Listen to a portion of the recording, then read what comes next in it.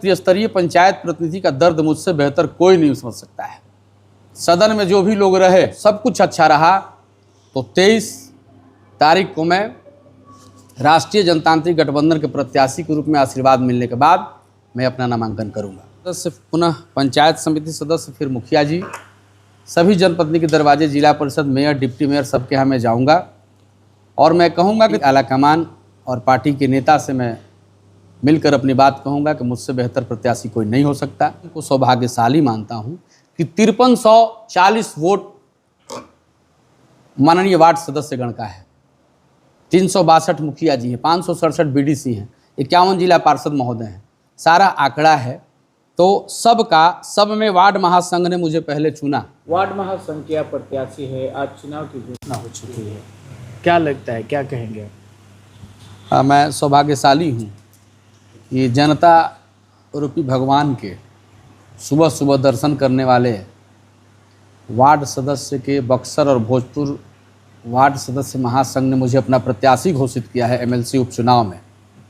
मैं स्वयं को सौभाग्यशाली समझता हूं और सर्वप्रथम वार्ड महासंघ ने जो प्रस्ताव दिया, मैंने उस प्रस्ताव को स्वीकार किया, जिसके तहत महर्षि विश्वामित्र की तपोभूमि पूज्य गुरुदेव भगवान जी और स्वामी जी की धरती बक्सर और बाबू कुंवर सिंह की धरती जगदीशपुर से वार्ड महासंघ ने जो शंखनाद किया, मैं वार्ड महासंघ के प्रत्याशी के रूप में 25 प्रखंडों में अभी तक मैंने बैठक का दौर जारी रखा है और मैं वहां जाकर के वार्ड सदस्यों से रूबरू होता हूं, उनकी समस्याओं को सुनता हूं और मैं जिस दल का सिपाही हूं, माननीय नीतीश कुमार जी तक मैंने वार्ड सदस्य की बात को पहुंचाया भी है। मैंने नीचे से शुरू किया है, वार्ड सदस्य, पुनः पंचायत समिति सदस्य, फिर मुखिया जी, सभी जनप्रतिनिधि के दरवाजे, जिला परिषद, मेयर, डिप्टी मेयर, सबके यहाँ मैं जाऊँगा और मैं कहूँगा कि त्रिस्तरीय पंचायत प्रतिनिधि का दर्द मुझसे बेहतर कोई नहीं समझ सकता है। सदन में जो भी लोग रहे, जितने भी एमएलसी हैं, जिस एमएलसी ने भी आवाज़ उठाया वार्ड सदस्य के लिए, उसके लिए मैं आभारी हूँ। लेकिन 10 साल के कार्यकाल में भोजपुर बक्सर से क्या आवाज़ उठी, क्या बात हुआ, सब जगह लोग अपनी व्यथा पीड़ा बता रहे थे। माननीय नेता नीतीश कुमार जी तक अगर बात जाती है, नीतीश कुमार जी के यहाँ कानों में बात की तो उन्होंने वार्ड सदस्य का मानदेय 1000 किया, 1100 किया। मैंने मुख्यमंत्री जी को लिखित पैड पे आग्रह भी किया है, दिया भी है। पंचायती राज मंत्री हैं पूज्य गुरुदेव आदरणीय ललन बाबू, राजीव रंजन सिंह उर्फ ललन बाबू, जिन्हें भी मैंने लिख के दिया कि वार्ड सदस्य के लिए जो अतिरिक्त फंड हो, वार्ड सदस्य का मानदेय हो, वार्ड सदस्य का पेंशन हो, वार्ड सदस्य का मान सम्मान हो, मुखिया जी का मान सम्मान हो, समिति का सम्मान हो, यानी कि त्रिस्तरीय पंचायत प्रतिनिधि का जो दर्द है वो दर्द का निवारण सरकार करे। तो मैं 16 से 23 तक नामांकन की तिथि है। पार्टी का आशीर्वाद मिला है और लेने भी जा रहा हूं। पार्टी आलाकमान और पार्टी के नेता से मैं मिलकर अपनी बात कहूंगा कि मुझसे बेहतर प्रत्याशी कोई नहीं हो सकता। बाकी पार्टी का देखा जाए तो जनरल सेक्रेटरी भी है, क्या जेडीयू से जो बड़ी नेता है उनसे बात हुई है? देखिए, जनता दल यू एक संवैधानिक संगठन है और इसके नेता आदरणीय नीतीश कुमार जी अपनी कोर कमेटी बिठा करके, और मेरा मानना है कि सरकार के पास सीआईडी, सीबीआई जैसी संस्था है, उनके लोग हैं। नीतीश कुमार जी निचले स्तर से लेकर ऊपर तक उनको जानकारी रहती है। तो मुझे पक्का यकीन है कि उनको यह खबर होगी कि निचले स्तर पर मनोज उपाध्याय 31 वर्षों से जनता और जनप्रतिनिधियों का सेवा करता है। तो नीतीश कुमार जी का आशीर्वाद मुझे अवश्य मिलेगा और मैं सब कुछ अच्छा रहा तो 23 तारीख को मैं राष्ट्रीय जनतांत्रिक गठबंधन के प्रत्याशी के रूप में आशीर्वाद मिलने के बाद मैं अपना नामांकन करूंगा। बहुत सारे देखा जाए तो दावेदारी पेश कर रहे हैं और दलीय चुनाव लड़ने की दावेदारी पेश कर रहे हैं। देखिए, ये लोकतंत्र है, प्रजातंत्र है, इसमें सबको अपनी दावेदारी करने का अधिकार है। लेकिन मेरा दायित्व तो क्या रहा है, और मैं संगठन के प्रति जिला से भी चाहे सक्रिय सदस्य बनाने की बात हो या पूरे जिले के कार्यकर्ताओं को दुख दर्द की बात हो, मैं कभी पीछे नहीं रहता हूं।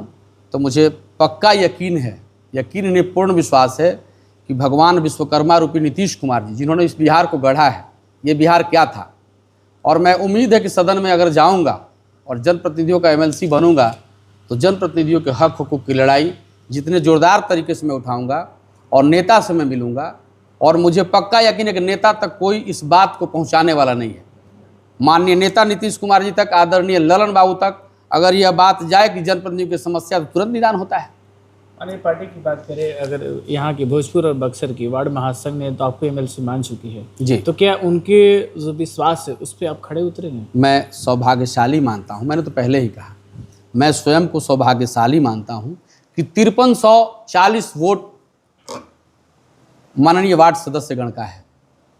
362 मुखिया जी हैं, 567 बीडीसी हैं, 51 जिला पार्षद महोदय हैं, सारा आंकड़ा है। तो सब में वार्ड महासंघ ने मुझे पहले चुना। तो मैं पहले भी कह रहा हूँ कि न्याय की तराजू में जिसकी जितनी संख्या भारी उसकी उतनी हिस्सेदारी। वार्ड सदस्य ने मुझे इस लायक समझा, मैं सौभाग्यशाली बार बार कहूँगा कि मैं गर्वान्वित महसूस करता हूँ कि मैं भोजपुर बक्सर सह वार्ड सदस्य का महासंघ का मैं प्रत्याशी हूँ। और जिस उम्मीद से उन्होंने मुझे प्रत्याशी बनाया है, मैं उनकी उम्मीदों पर खरा उतरूँगा। और मैं तो हर बार कहता हूँ, सबसे कहता हूँ, मैं बहुत ज़्यादा दूर नहीं, पीरो का रहने वाला हूँ। 91 का मेरा राजनीति का तजुर्बा है। 91 से मैं राजनीति को समाज सेवा के रूप में करता हूँ। आप लोग भी पत्रकार बंधु में बहुत दिनों से जुड़े हुए हैं। मुझ पर अगर मुकदमा भी था, जो कि सब अब ख़त्म हो चुके हैं, किसानों के खाद के लिए, रोड के लिए, बिजली के लिए, पानी के लिए, आरा सासाराम बड़ी रेल लाइन के लिए, मैं उसकी लड़ाई लड़ा हूँ। धनबल और बाहुबल इस चुनाव में काम नहीं आएगा। इस चुनाव में इस बार वार्ड सदस्य और त्रिस्तरीय पंचायत के प्रतिनिधि, चाहे माननीय मुखियागण हो, चाहे बीडीसी हो, या मेयर हो या डिप्टी मेयर हो, सब ने कहा है कि जब सब कोई अपना देख रहा है तो मैं भी अपना देख रहा हूँ, हम लोग भी अपना देख रहे हैं। और त्रिस्तरीय पंचायत प्रतिनिधि का आवाज़ तभी बुलंद होगा। त्रिस्तरीय पंचायत प्रतिनिधि का कितना कष्ट है, कितनी व्यथा है, कितनी पीड़ा है, जब से मैं बना हूँ तो मैं देख रहा हूँ। तो निश्चिंत रहें, वार्ड महासंघ मेरे लिए भगवान है। और मैं सबसे पहले उसने मेरा प्रत्याशी मुझे घोषित किया, मैं उसके लिए एक एक वार्ड सदस्य का आभारी हूँ। एमएलसी के लिए धनबल और बाहुबल लगे हुए थे। धनबल बाहुबल की चर्चा होती है, लगे होंगे लोग। मैं तो वार्ड सदस्य का एक साधारण प्रत्याशी हूँ। तो जब अभी आप बात कर रहे हैं कि मतलब सब कुछ ठीक रहा, तो 23 तारीख को हम एनडीए के प्रत्याशी के रूप में भोजपुर और बक्सर के एमएलसी के रूप में नामांकन करेंगे। तो क्या कभी बात हुई है पार्टी में बैठ करके कि हाँ आपको उम्मीदवार बनाया जाएगा? पार्टी का शीर्ष नेतृत्व है, पार्टी का। ये तो मैं नहीं करूँगा मुझे पार्टी ने सिंबल दे दिया, ये कहना अतिशयोक्ति और झूठ होगा। पार्टी मेरा, मैंने कहा कि संवैधानिक तरीके से पार्टी मेरा प्रत्याशी का चयन करती है। मेरे यहाँ ऐसे प्रत्याशी को, जो पत्रकार साहब ने कहा धनबल बाहुबल, तो मेरे यहाँ ऐसे प्रत्याशियों को दरकिनार करके जो जनप्रतिनिधियों का बात करे, जो जनता का हक रखे, वैसे लोगों को ही मेरी पार्टी उम्मीदवार बनाएगी। मुझे पूरा यकीन है। और मैं स्वयं को, या आप लोग सर्वे करा लें या पार्टी सर्वे करा लें, मैं उसके लिए उपयुक्त हूँ या नहीं। तो आप निश्चिंत रहें, एनडीए गठबंधन में स्वस्थ और स्वच्छ और पारदर्शी तरीके से प्रत्याशी का चयन होगा। जैसे आरओ का जल छान के किया जाता है, आरओ प्यूरिफाइड वाटर निकालती है, तो जनता दल यू राष्ट्रीय जनतांत्रिक गठबंधन के नेता जो शीर्ष पे बैठे हैं, चाहे आदरणीय नरेंद्र मोदी जी हों, अमित शाह जी हों, या उनका बिहार नेतृत्व हो, या हमारे दल के भगवान विश्वकर्मा माननीय नीतीश कुमार जी हों, तो वे लोग छानबीन करके ही प्रत्याशी बनाएंगे।